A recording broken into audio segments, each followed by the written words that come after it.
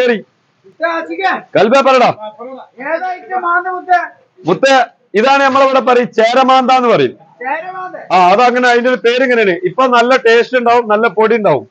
പിന്നെ ഒരു കാര്യം പറഞ്ഞതാ, മുള്ളന്റെ മുള്ള് അരച്ചു കുടിക്കുക, മാന്തന്റെ മുള്ള് അരിച്ചെടുക്കണം എന്നാണ് പണ്ടുള്ള കാരണന്മാര് പറയല്.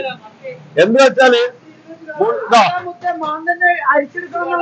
മാന്ത ചില ആളുകൾക്ക് കഴിച്ചു കഴിഞ്ഞാല് പ്രശ്നങ്ങൾ സംഭവിക്കും. കടലിന്റെ അടിയിൽ ചളിയിൽ ജീവിക്കുന്ന മീനാ.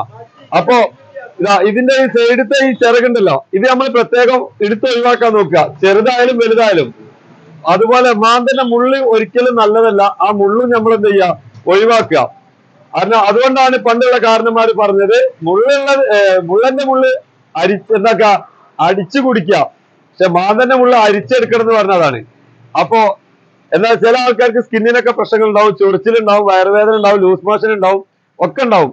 അപ്പൊ മാന്ത അലർജി ഉള്ള ആളുകൾ കഴിക്കാണ്ടിരിക്കുക. ഇനി അലർജി ഉള്ള ആളുകൾ ഞാൻ ഈ പറഞ്ഞ രണ്ട് സംഗതി, ഒന്ന് ഈ സൈഡിൽ കാണുന്ന കറുപ്പ് ചിറക് അത് ഒഴിവാക്കുക, പിന്നെ മാന്തന്റെ മുള്ള് കഴിക്കാണ്ടിരിക്കുക കേട്ടോ. എന്നിട്ട് ഉണ്ടോ ഇല്ലേ എന്ന് നോക്കുക. ഉണ്ടെന്നുണ്ടെങ്കിൽ വീണ്ടും പൂർണ്ണമായിട്ട് ഒഴിവാക്കുക, ഇല്ലാന്നുണ്ടെങ്കിൽ കഴിക്കുക. ഓക്കെ ഓക്കെ കൽബേ, വെൽക്കം.